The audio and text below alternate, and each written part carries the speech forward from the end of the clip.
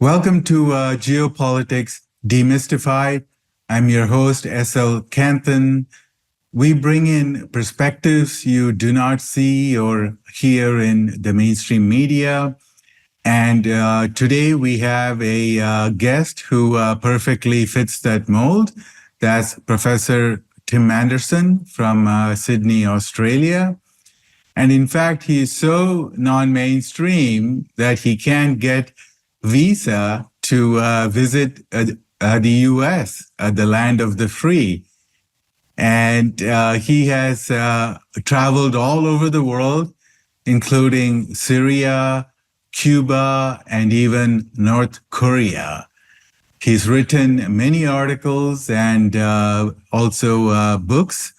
So one is called The Dirty War in Syria, where he talks about how the US and the allies, they funded and armed the jihadists to fight President Assad.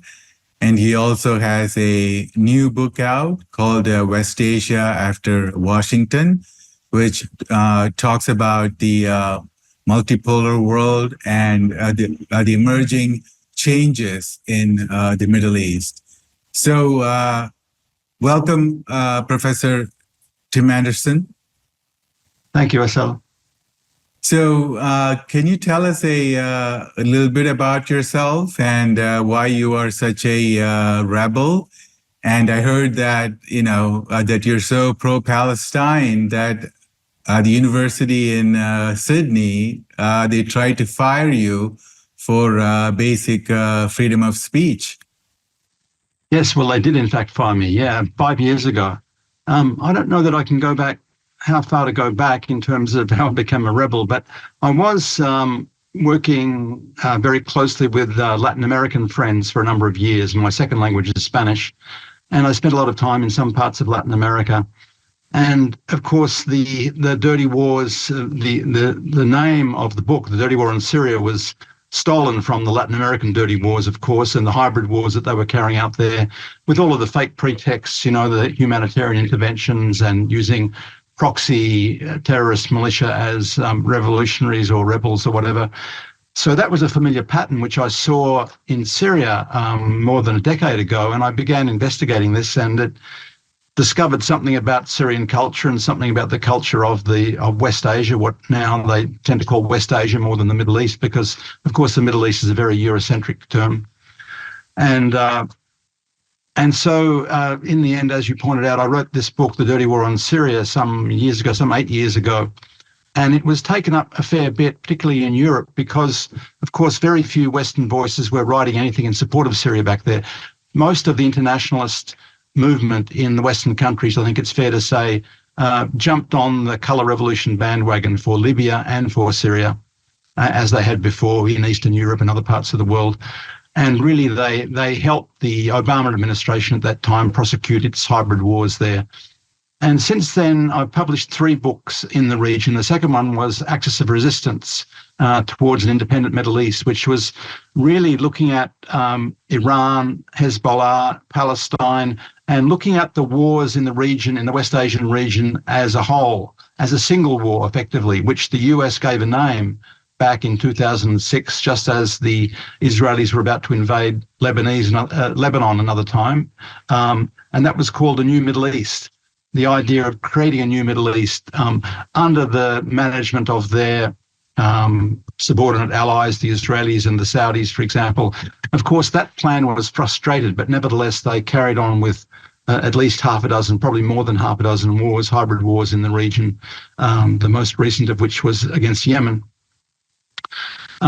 So they lost in Yemen as they lost in Afghanistan, as they're losing in Iraq and Syria. And so that whole project was turned around. And of course, we've seen greater involvement of the one big independent regional power, Iran, and the other big global powers, Russia and China, coming to play more and more of an influence in the West Asian region, both with the independent countries that have been subject to war and subject to sanctions or siege, unilateral sanctions or unilateral coercive measures, as they're called in the UN these days.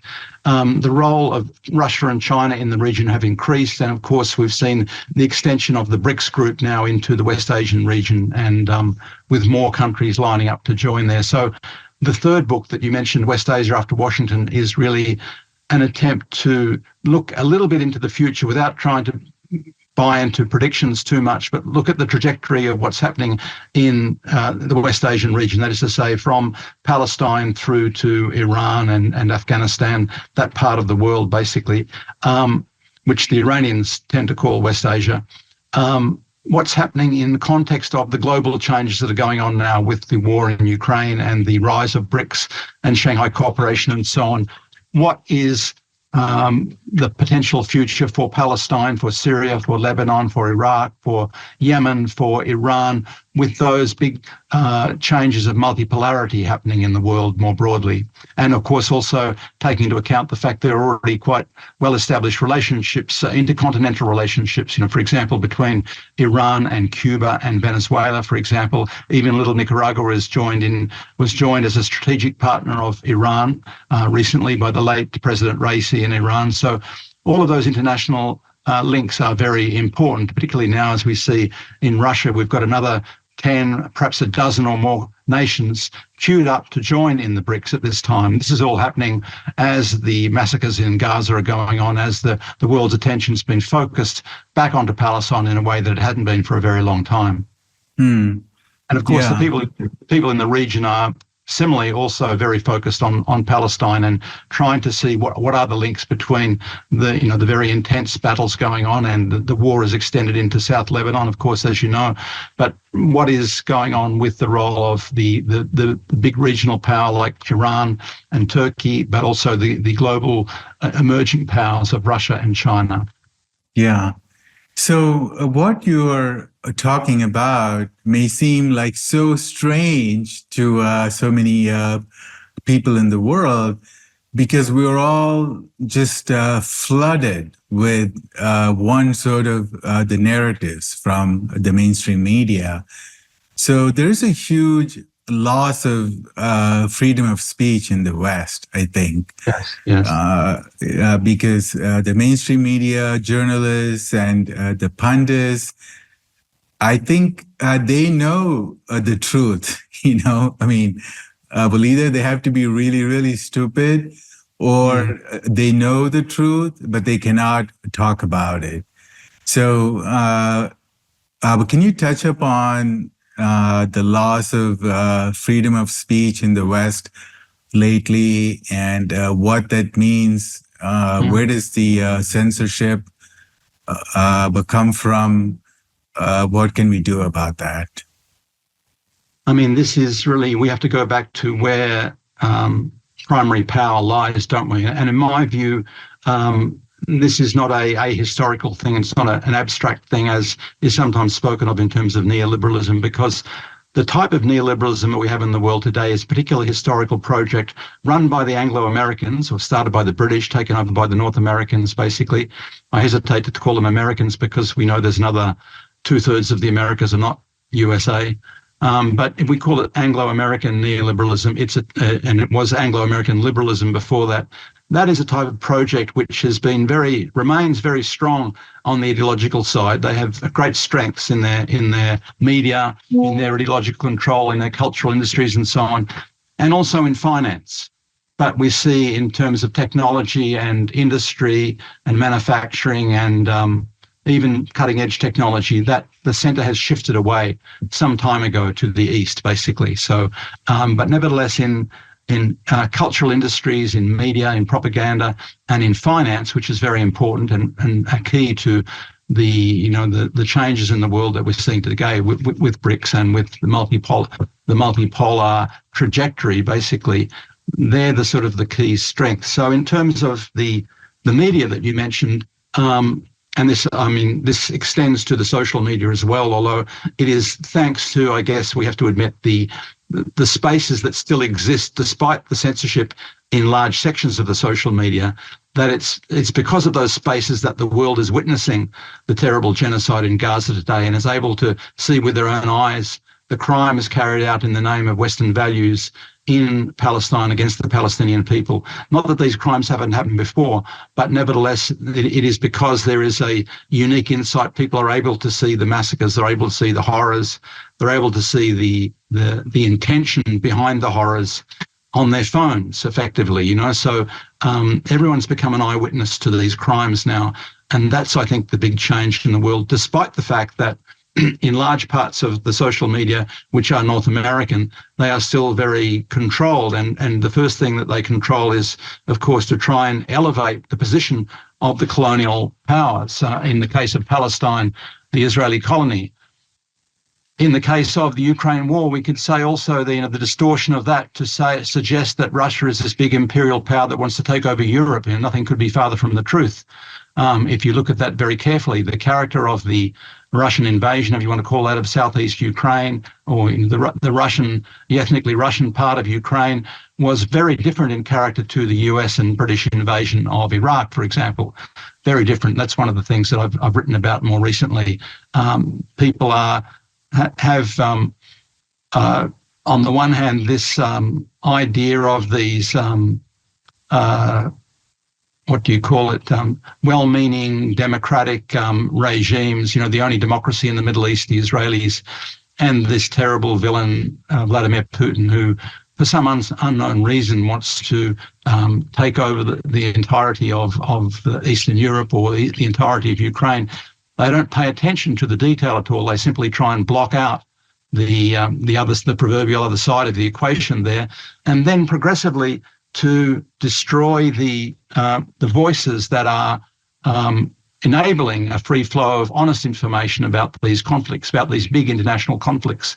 And it does take some extra training. I have to admit this. It takes some extra training for not just young people, but I'm thinking of young people, you know, students, school students, university students, to read the media these days, because the media is such a battleground. You call the mainstream media, I call it the colonial media in many respects, or the corporate media, or the corporate Western corporate and state media, but colonial media in the sense that they persist with these stories that every Western, really their Anglo-American interventions are based on some sort of new humanitarian or democratic basis, or there's some pretext that is nothing to do with the interests of those Anglo-American powers, basically. So everything is spun there. And then, of course, when we dig a little bit further into it, the thing that is most censored, the thing that is most absolutely repressed and banned and deplatformed, and people are fired from their jobs over, is to give any space to the resistance. Even though the resistance in colonial, neo-colonial settings is a logical consequence of the rights of people, of colonized, occupied people under apartheid systems to assert their right to self-determination. It's not, the way I put it is that the right to self-determination is not a posthumous medal given to helpless victims. Everyone who achieved the rights to self-determination socially had to fight for it, had to struggle for it. And the red line, if you like, of Anglo-American imperial culture is to ban precisely resistance voices. You see it, for example, with the progressive banning in the Anglo-American countries, I mean the English-speaking countries by and large, and the Israeli colony, that virtually all of the Palestinian resistance groups, virtually all of the West Asian resistance groups are banned as terrorist groups. But the only ones that are banned at the UN Security Council are the ones that were sponsored by the Anglo-Americans, the ISIS, Jabhat al-Nusra, the Al-Qaeda groups that they use, you know, against Iraq, against Syria, against Libya, against Afghanistan. Those groups are banned internationally, but the ones, you know, the Popular Front for Liberation of Palestine, Hamas, the Palestine Islamic Jihad, Hezbollah in Lebanon, all these groups, they are only banned in the Anglo-American groups. And so they try and say you can't even listen to these people. Ironically, because the Israeli media itself gives great space to the speeches of Hassan Nasrallah in Lebanon, for example. So in a sense, the Israelis find themselves, it's compulsory reading to listen to Nasrallah because he's a formidable opponent, it to the north, and they give great weight to what he says. But if you post it on any of the meta platforms, Instagram, Facebook, they will ban you. They will block your account. My Facebook account was actually blocked because I posted several posts from the funerals of Qasem Soleimani, the great Iranian general who was murdered by the US regime in early 2020. And his speeches and the speeches of his daughter after his funeral, those things were said to be, praising a dangerous person under US law to which Facebook and Instagram was subject. And so in that branch of the US social media, there's an absolute censorship of those sorts of voices, basically. So I think the point I'm making here is that the resistance is really the red line in terms of the censorship in terms of Western or Anglo-American media. And that's the one thing that they cannot tolerate. They will tolerate a certain amount of criticism. You can criticize Joe Biden, you can criticize Trump, you can criticize Netanyahu up to a certain point. They don't like very harsh criticisms. That's why they kicked me out of the university, because I was comparing some earlier massacres in Gaza to those of the Nazis. If you have a racist ideology and you carry out large-scale racial massacres, what is a better analogy than what the Nazis were doing? And of course, people are doing it now, 10 years later on, now that we have even a continuation of those sorts of massacres in Gaza, basically. So they don't like that harsh criticism, but the thing that they hate most is giving any sort of platform or voice to resistance voices, the people saying that we are here to resist on behalf of the Palestinian people. The rest of the world has abandoned them. The rest of the world won't intervene to stop the genocide against them. And yet the Anglo-American media is going to say, yes, but these Palestinian groups, they're terrorist groups. They're not entitled to defend their own people. They're not entitled to defend the lands that they occupy and prevent that land being stolen. I think that's the key point I would make about propaganda and censorship in the world today, that really voices of resistance are the most toxic thing to imperial systems of control. They want to shut them down first and foremost. Yeah. So, all right. We will definitely come back to Palestine. There's a lot to talk about there, and also Syria. But I think the audience, a lot of them will be very fascinated by your trip to North Korea. Can you tell us a little bit about that? Well, this came about almost by accident. I made 2 trips a few years ago, and it was because I was talking to a Syrian diplomat, a very educated, cultured man who had been the Syrian ambassador in Australia. And I was talking to him on social media or, one of the chats. And he said, come and visit us over here. These people are just like us. And I thought, yeah, that's not, I'm not sure how I see that. Probably the Koreans are very different to the Syrians. But, he, in his hospitable Syrian Arab way, he kept inviting me, to come and visit him. And I thought, yes, my first thought was, when am I going to go to North Korea, And then after about 6 months when he repeated, I thought, well, actually, maybe I could, in the summer when it's not so cold. So the long and short of it was I organised 2 little groups and we went on a visit to North Korea. And the funny thing is there was such a strong reaction from some of the journalists in my country. I thought they might ask me some questions, but they just immediately attacked me without talking to me, really. And I thought that's curious, because I thought if you were a journalist, you must have some sort of curiosity, no? You would think, why wouldn't I want to, if I had the opportunity to visit a country like that, which is so little understood, so little visited, why wouldn't you jump at that chance? But somehow there was this idea that if you go there, you must be some sort of fanatic who is brainwashed and who is, spouting the propaganda of a regime or something like that, But so I just went to see for myself. And also I had the advantage when being there of having friends from Syria, from Cuba, from India, some diplomats who were working there. And so I had the chance to get a sympathetic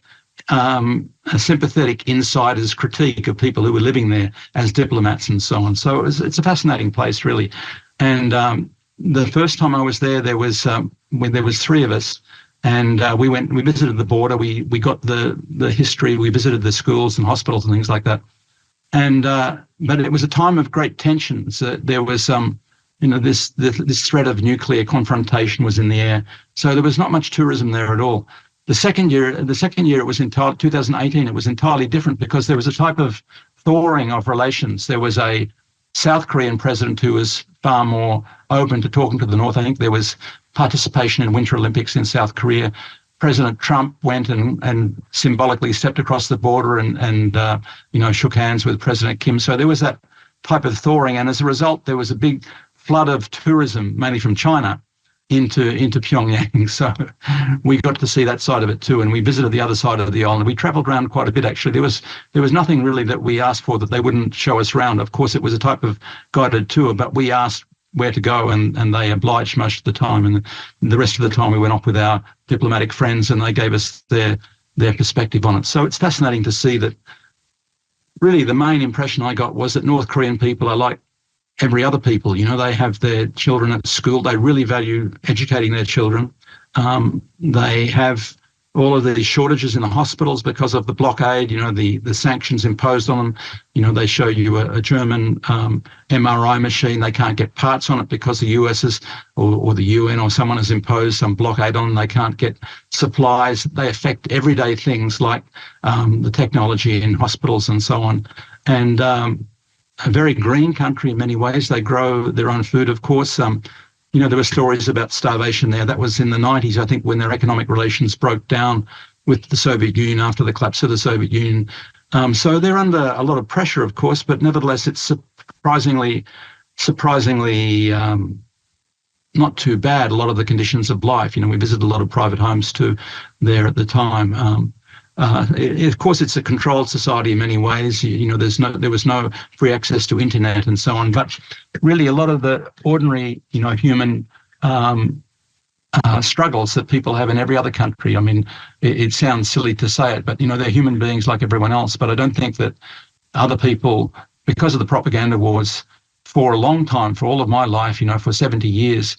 We've not regarded them as human beings. In some ways, what they are in North Korea are the independent Koreans, the one that fought for their independence and won that degree of independence. The other part of Korea, the other part of the peninsula has been militarily occupied by the US for 3 generations, basically. And when the second time I was there in 2018, what was very impressive was that there were some initiatives that between the South and the North, reunification initiatives, or at least some putting out the feelers for some sort of joint initiatives, like, for example, putting on a train line between Seoul and Pyongyang. It's not very far from the two capitals. I don't know, it's 30 or 40 kilometres, something like that, not too far. They could do it quite easily. Both countries have railways already and subways and so on. But the US stopped it. The US will always block those sorts of initiatives because they want to keep the division between those two parts of Korea. They could conceivably do things, have a single country with two systems. That's quite possible. The Chinese have done it with Hong Kong, for example, and they could do that. But really, it's the outside occupiers who are really the fly in the ointment there, stopping that happening. I think there's a lot of will amongst the people to do some of those initiatives there. You notice one thing when you're there, that it's distinct, very culturally distinct. It's not Chinese, it's not Japanese, it's not Russian. They have a very distinct history and culture and language. It goes back a very long way. They share it, but they've been artificially divided by big power plays, basically, and in particular, the role of the US is to try and keep those two apart, so they still have a foothold in that part of Northeast Asia.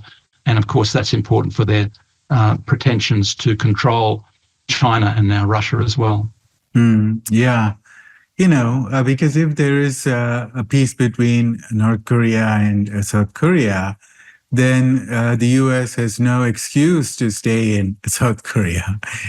So the military bases of the U.S., they depend on wars and conflicts, because peace is a very, very bad thing for the military-industrial complex.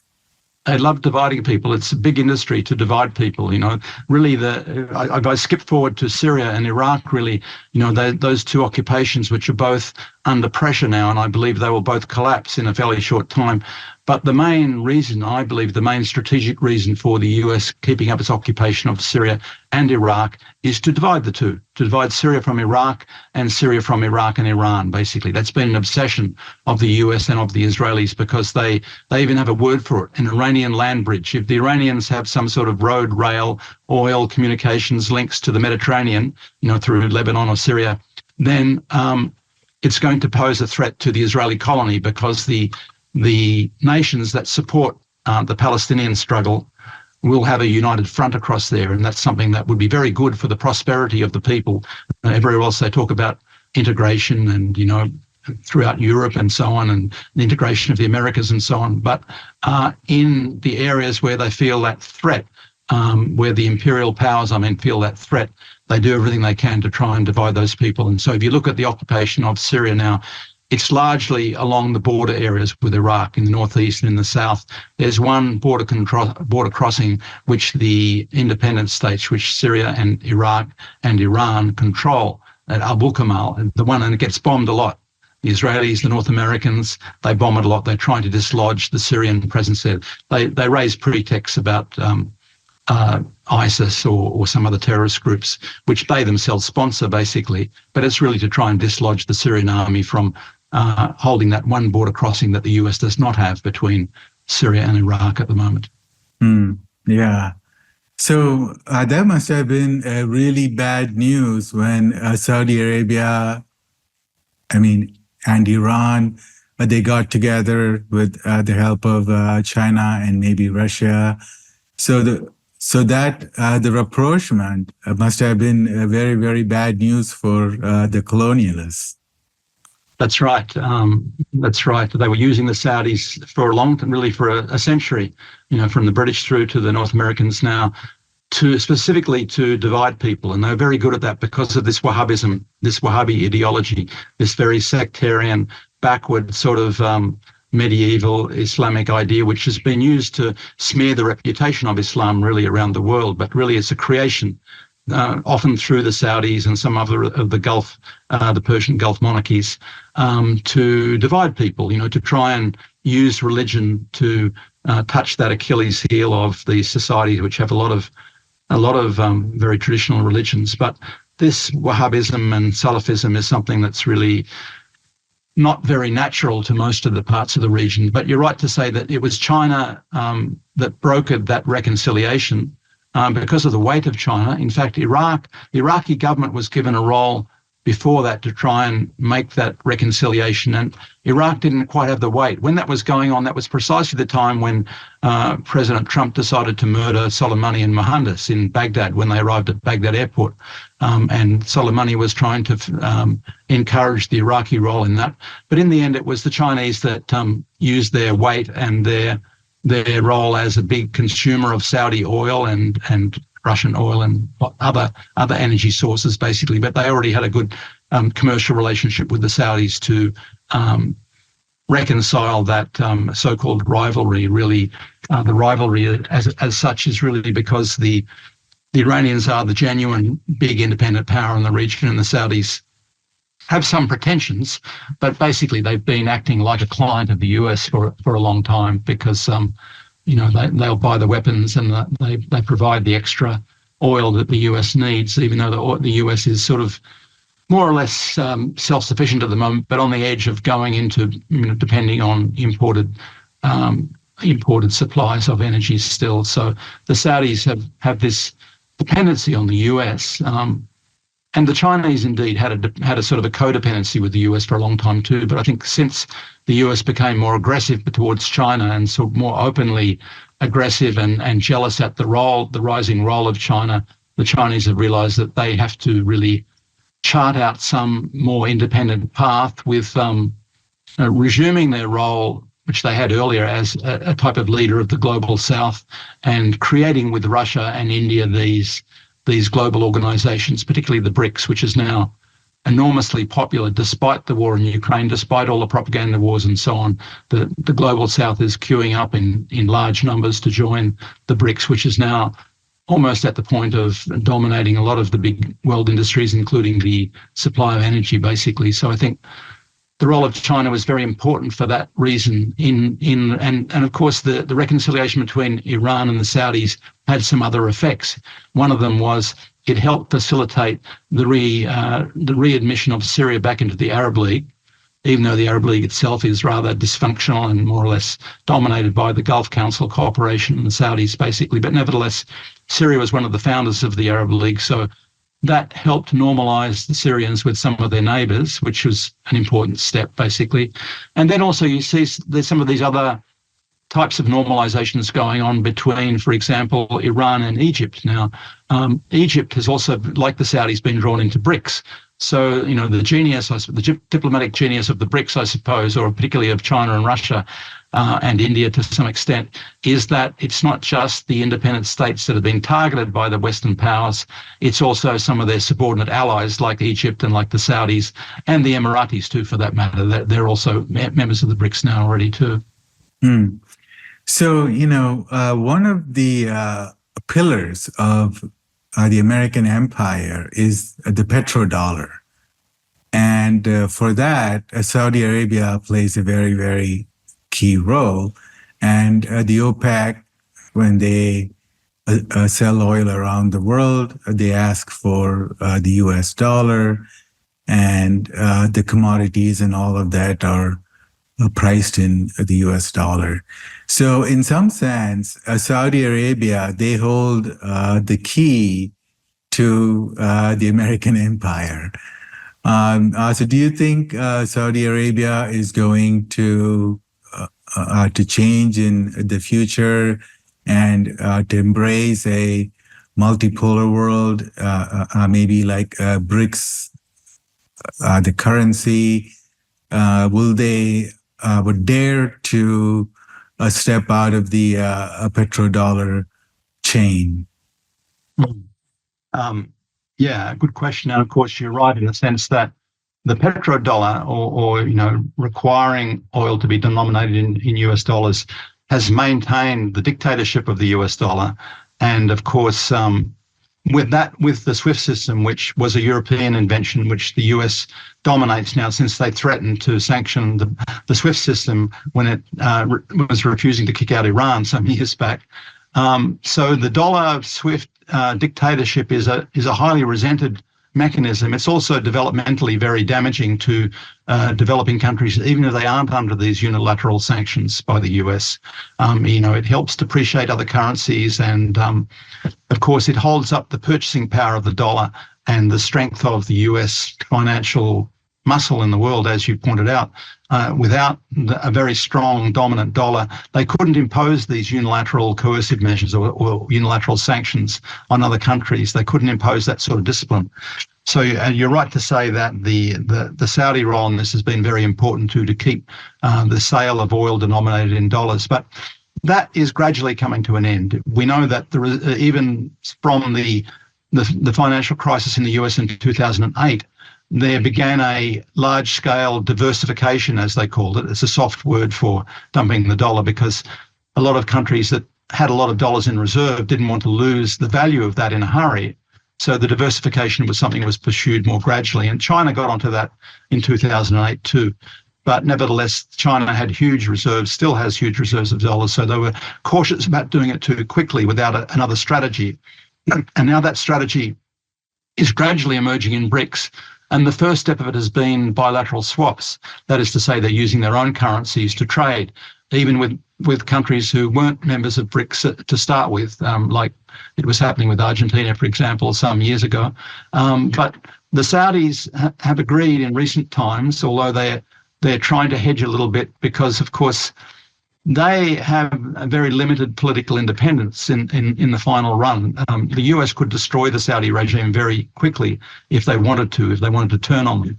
We know that the US has turned on collaborators and done very evil things to them very quickly. If you recall Manuel Noriega in Panama and Saddam Hussein in Iraq, for example, these are all examples of strong men who were very close collaborators with the US for many, many years. And then they started to chart an independent course, and the US moved against them very decisively.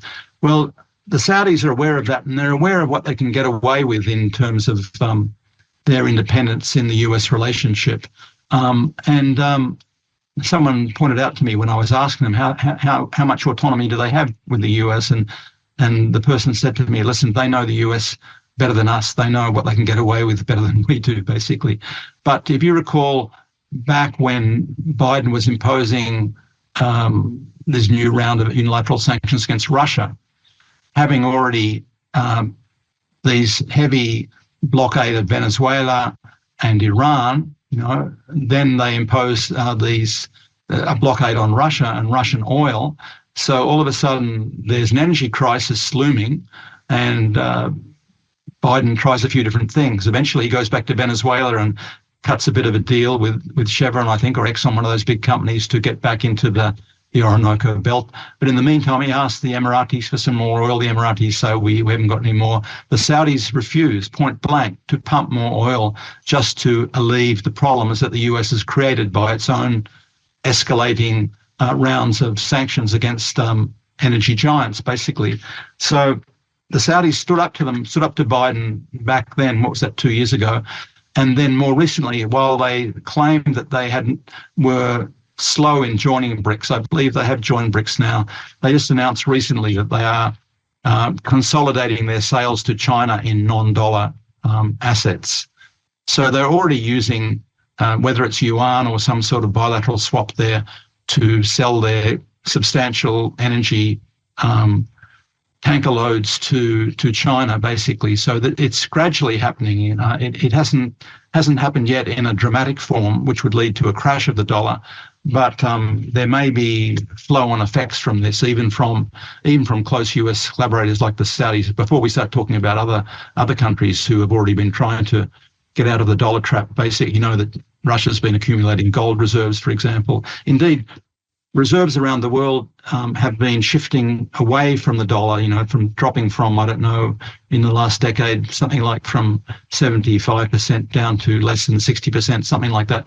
But you still have a lot of finance, and you still have certain key areas that are still in dollar. So the dollar is still very powerful in the world. There is diversification, there's movement away from it.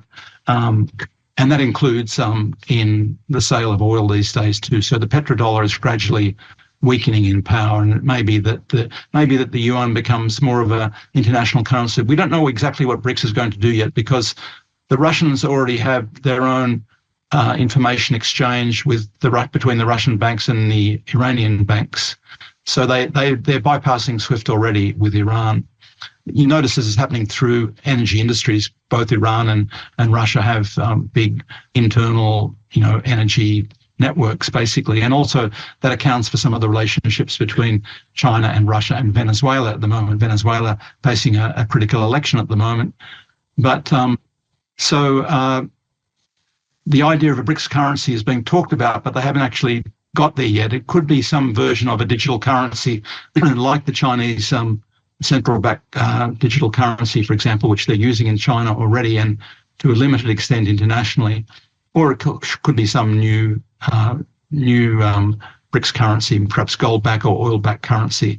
And that, of course, is going to immediately start providing an alternative to the dollar and to the petrodollar. So, but I want to go back to your book, The Dirty War in Syria, because most people that I speak with, they still don't understand, that it was not a civil war and it was not just one,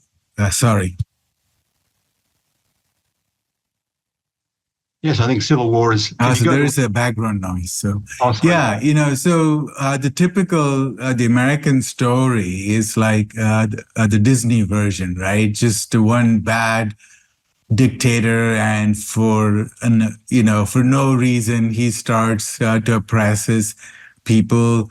So people don't understand the geopolitical reasons, and they don't understand how all the allies around Syria, like Turkey, Jordan, Saudi Arabia, Qatar, they all got involved in this huge the jihadist project. The UK, they had the White Helmets, which was founded by a British intelligence.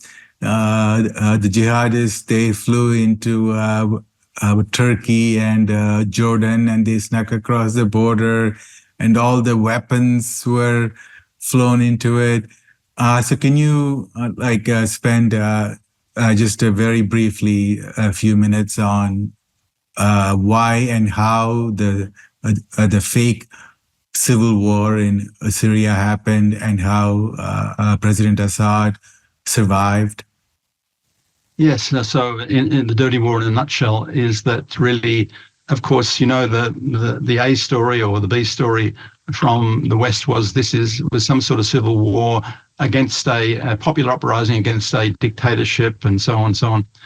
I mean, one thing to notice here, every dictator in the world these days is typically someone that is standing up to the US, basically. Someone that's standing up to the world dictator. So immediately people's instincts should be to pay some attention when the word dictator is drawn in there, because there is no greater dictator in the world than the US, which has launched.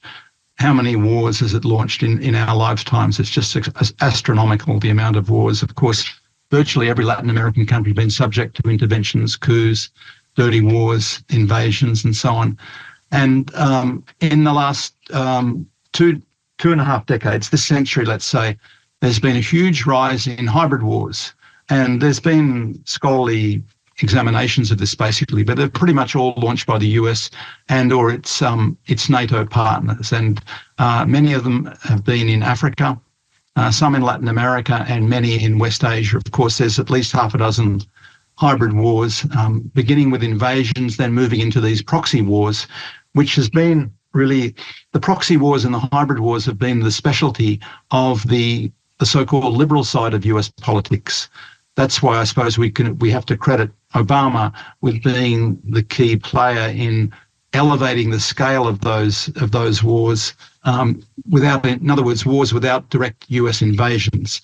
And the Hillary Clintons of the world and the Democratic machine people, they like to talk about this concept of smart power, which is basically using other people to fight your wars with other people's money, effectively. That's why, in many respects, at least the Democrat machine in the US sees the war in Ukraine perversely as some sort of ideal situation, because they're fighting a big rival, Russia, but other people are dying. And in many respects, they're getting money from other sources for it too. The Europeans are paying for it a lot more, relatively speaking, than the US is, even though the US is putting large amounts of money into it. And of course, people resent that at home too. But by and large, they are not bringing home body bags of US soldiers as a result of what's going on in Ukraine. But what's going on there is effectively trying to weaken, trying to even break up, they say, which is a very dangerous game that we're still in the middle of at the moment. But someone else is paying for it, effectively. And so when the Saudis and Qatar, for example, now the Saudis have pulled back from supporting these armed groups in Syria and Iraq now, but they were the beginnings of it with ISIS, or what began as the Islamic State in Iraq, or Al-Qaeda in Iraq, and then spread to Syria and became ISIS. That was a Saudi initiative at the direction of the George W. Bush administration. And the initial aim there was to make sure that Iraq, after the US had invaded Iraq and toppled Saddam Hussein, and then banned the Ba'ath Party, dismantled the Iraqi military, things which the Iraqis are still suffering from and dealing with at the moment, introduced a sectarian sort of constitution, but to stop Iran getting close to Iraq, because, of course, the US had this cozy relationship with the dictatorship in Iran before the Islamic Revolution of 1979. And the Shah was close to the Israelis at that time too, and they weren't concerned at all about the nuclear industry under the Shah back then. They were promoting it. So when the revolution happened in Iran, and when they toppled Saddam Hussein, who was an enemy of Iran and Syria for that matter, even though he was a pan-Arab Ba'athist person, but nevertheless they used him against Syria as they used him against Iran, basically. The US was very worried, and Seymour Hersh wrote a very good article on this, I think back in 2007, called The Redirection. If you look up The Redirection of Seymour Hersh, you'll see this notion of which the Pentagon had for a long time of how are you going to divide these people? Are you going to divide the Persians from the Arabs or the Sunnis from the Shia? And so the Sunni from the Shia became the project there, that there were some historical schisms there, and they wanted to use them to try and talk about, or elevate the sectarian violence between groups. And so that began in Iraq, basically, and that was the beginnings of ISIS, or Daesh, as they call them in the Arab countries. And that was one of the factions that was used in Syria. But basically, they were using all sorts of, any sort of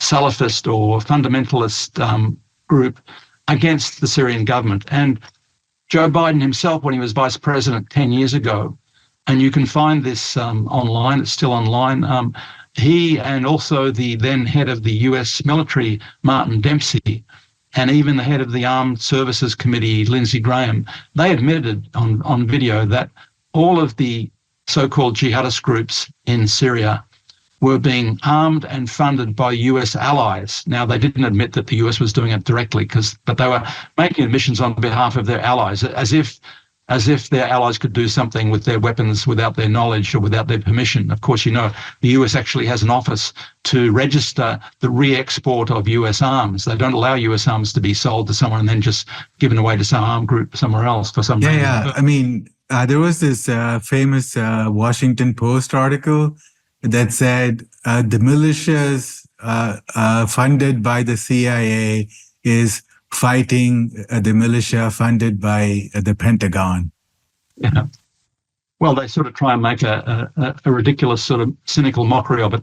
And there's plenty of cynicism in the West about it, but there was a plan to it. It wasn't entirely as chaotic as that. They were giving arms and money to people if they would attack the Syrian government. And that meant anyone working for the government, even above any sectarian concerns, although there were sectarians in those groups, but nevertheless, they were killing people. They were mainly killing Sunni Muslims in Syria, which was most of the population there. But most of the population, they never supported, they never rose up, they never split the army. What they were hoping was that they would split the army on some sectarian grounds. But in Syria, there's quite a long-standing nationalist tradition with their Ba'ath system, or initiated by the campaigns of the Ba'ath Party in Syria, that you're all Syrians. It's actually rude to go to Syria and say, are you Shia? Are you Sunni? Are you Druze? Are you Christian? It's a very rude thing. People reprimand for you and saying, well, I don't ask that of you. Why are you doing it to me? But it's a very Orientalist thing that Western people do to other cultures. They say, we want to put you in some tribal box and assume that you only have some sectarian concerns. You aren't actually a decent citizen of your country. But the Syrians say, no, you're all Syrians. This is the ethos there, and so they don't like this. So they didn't respond to the idea that we will, try and initiate some sort of uprising between religious sects and, weaponize, if you like, the differences. Because Syria, in fact, historically, for a very long time, has been a haven for minorities. In fact, it's the most pluralist of all of those states in that part of West Asia, basically. You've got the Israelis there, you've got Lebanon, which has a confessional system, which is really inbuilt sectarianism, which has made the state dysfunctional. The Iraqi state is really Islamic in many respects.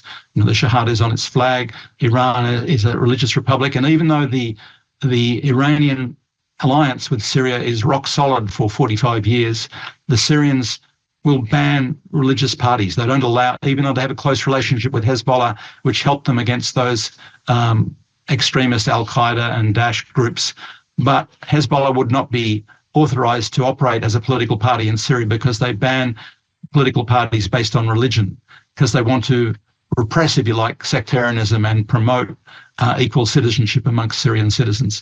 So that's why certainly the minorities have always supported a pluralist government and a pluralist constitution in Syria.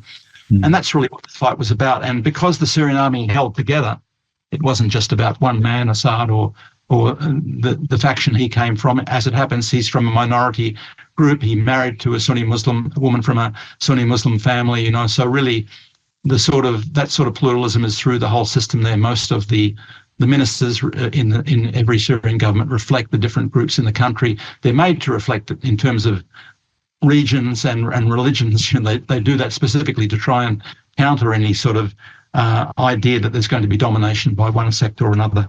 So it was such a peaceful and a prosperous country.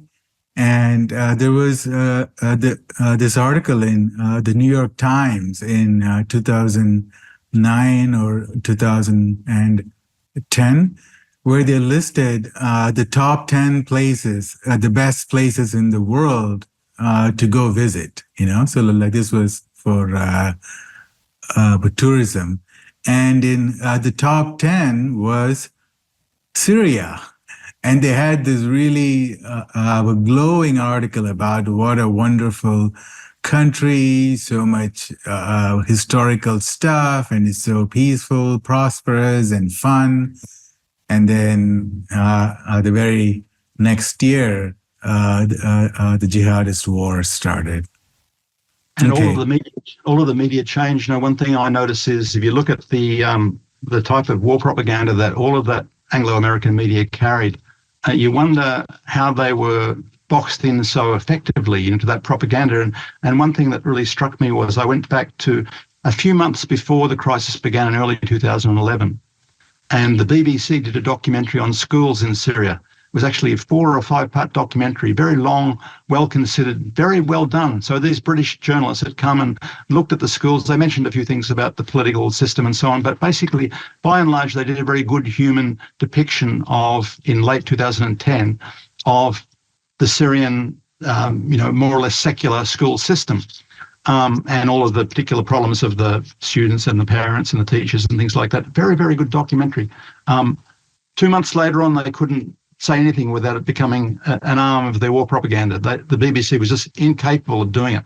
And it became notorious in Syria. People would go up to and abuse BBC journalists because they knew the sort of propaganda they were running against Syria at that time. People were very angry, basically, at the Western media distortions. And also, by the way, of Al Jazeera, which was the media arm set up by Qatar.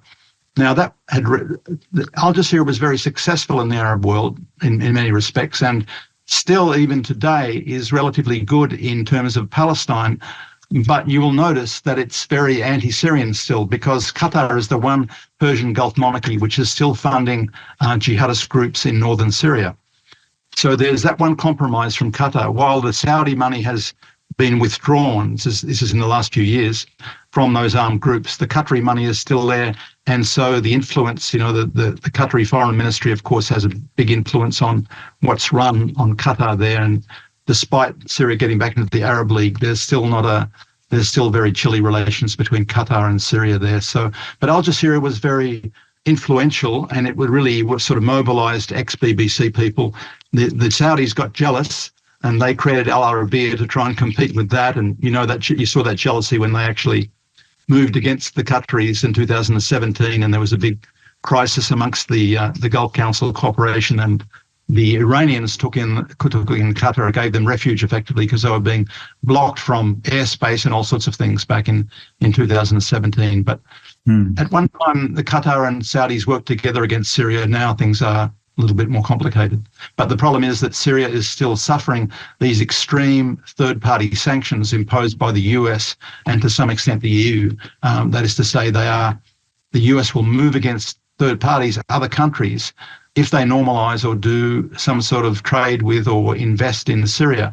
And that's been a huge obstacle to reconstruction in Syria and to the return of the refugees. Even UN agencies like UNESCO, for example, Syria, as you pointed out, has a lot of heritage, very old heritage. Some of it was destroyed very badly in the war, in Palmyra, in Aleppo, but no UN money for reconstruction of those historic World Heritage sites is coming in because the US is blocking it, while funds are going into Iraq to reconstruct Mosul after that was destroyed after it was liberated from ISIS, basically. But Mosul is not World Heritage listed. Aleppo is, Palmyra is, and the US block any sort of reconstruction aim going on. And that's one of the main reasons why there's still quite a lot of Syrian refugees in Lebanon and Turkey. Some of them have gone back, but there's still quite a lot there. They are paid money to stay there, but they aren't paid any money to go back and rebuild their homes in Syria because there's still that huge US-driven blockade on trying to punish the Syrians, basically, for defeating the regime change war, which is what they were pursuing, basically. And, of course, in the lieu of the Syrian army with its allies, with Russia and with Iran, defeating, and some of the regional groups defeating the armed groups, there was this subsequent direct occupation of Syria by the two biggest NATO armies, the Turkey and the US.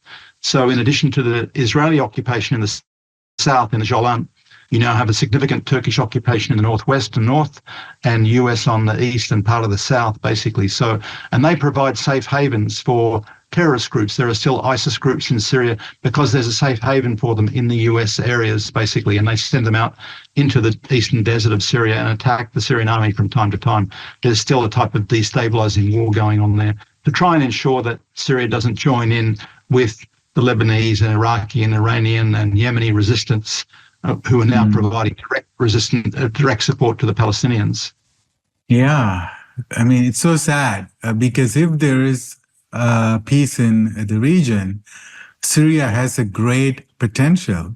They could be a part of China's Belt and Road Initiative, and all those the trains and the goods could come from Iran and through Iraq to the seaports in Syria, and then from there to Europe. And there's just so much potential. And the U.S. is just the empire of chaos. They want to. There's a logic to it. They want to divide and rule. Basically, they want to prevent those independent states getting together, and that's why they have this blockade of Yemen and this blockade of Syria. As you say, removing the blockade would open up some tremendous possibilities for the people of the region. You know, imagine very fast trains from Tehran to the Mediterranean and down to the Red Sea, you know, through Yemen. Tremendous possibilities for the prosperity of the region, of course, but they have to secure security before doing that, basically. Okay, well, you know, we are running out of time, and I wanted to spend a lot of time discussing Gaza, Palestine, Israel, Zionism. So maybe we have to have you back again sometime, Professor Anderson. So like maybe one session we could just focus on the Palestinian issue. Sure, why not? That's a good idea, yeah. Awesome. Well, thank you so much for your time. And I'm sure the audience, they learned a lot from this. Thank you. Okay. Talk to you later. Okay, bye.